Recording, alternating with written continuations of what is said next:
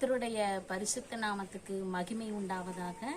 இந்த நாளுக்குரிய தேவனுடைய வார்த்தை மத்தேயு எழுதின சுவிசேஷ புஸ்தகம் 5வது அதிகாரம் 14வது வசனம். நீங்கள் உலகத்துக்கு வெளிச்சமாய் இருக்கிறீர்கள். மலையின் மேல் இருக்கிற பட்டணம் மறைந்திருக்க மாட்டாது.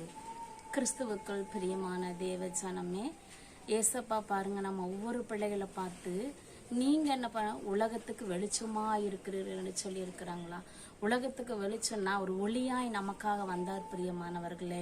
அந்த ஒளியை நாம் என்ன பண்ணணுமா? அவரோட நாமத்தை எந்த இடத்துல, அவரோட சமூகத்திலே ஆகட்டும், எந்த இடத்துல ஆகட்டும், அவரோட நாமத்தை நாம் என்ன பண்ணணும்? மகிமைப்படுத்தணும். இருளில் இருக்கிற ஜனங்களுக்கு நம்ம வெளிச்சத்தை, ஏசப்பா நல்லவர், அவர் வல்லவர்ன்னு சொல்லி அவரோட நாமத்தை நாம் என்ன பண்ணணுமா? பிரஸ்தாபப்படுத்தணுமா?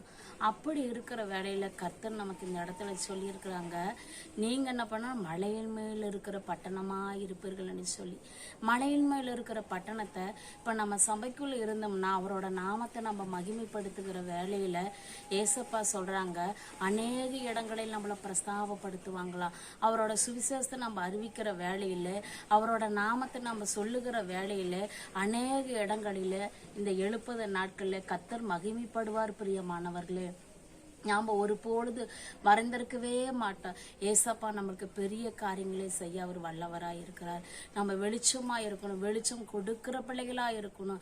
அநேக ஜனங்கள் உபத்திரவத்தின் பாடுகள் மத்தியில் இருக்கிற ஜனங்களுக்கு நம்ம கனி கொடுக்கிற பிள்ளைகளாகவும் வெளிச்சத்தை அறிவிக்கிற பிள்ளைகளாகவும் இருக்கணும். இந்த வசனத்துக்காக நாம யாவரும் ஏசப்பா, நாங்க உமக்கு வெளிச்சம் கொடுக்கிற பிள்ளைகளாய் மாத்திரம் இல்லாமல் அநேகருக்கு வெளிச்சத்தை கொடுக்கிற பிள்ளைகளாய் இருக்கணும். நாங்க எங்களை மறைந்திருக்கிற பட்டணமாய் வைக்காமல் அப்பாவுடைய நாமத்தை மகிமைப்படுத்துகிற பட்டணமா நீர் வைக்க போற தயவுக்கு ஸ்தோத்திரம் என்று நம்ம தலைகளை தாழ்த்தி யாவரும் ஒருமனப்பட்டு செபிக்கலாமா? ஸ்தோத்தரிக்கிறப்பா. ஆண்டவரே, நீங்கள் உலகத்துக்கு வெளிச்சமா இருப்பீர்கள்னு சொல்லி ஏசப்பா நீங்க சொன்னீங்களாப்பா.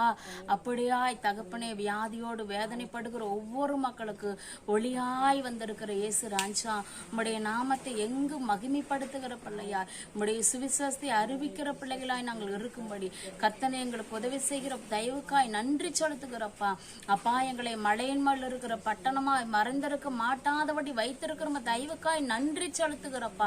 அநேகருக்கு நாங்கள் பிரயோஜனமுள்ள பாத்திரங்களாய், அநேகருக்கு எங்களை பயன்படுத்தி நீர் அப்பாமடி மகிமைக்காய் நன்றி செலுத்துகிற ஏசப்பா. கர்த்தர் ஒவ்வொரு பிள்ளைகளுக்கு பெரிய காரியங்களை செய்வீராக தகப்பனே.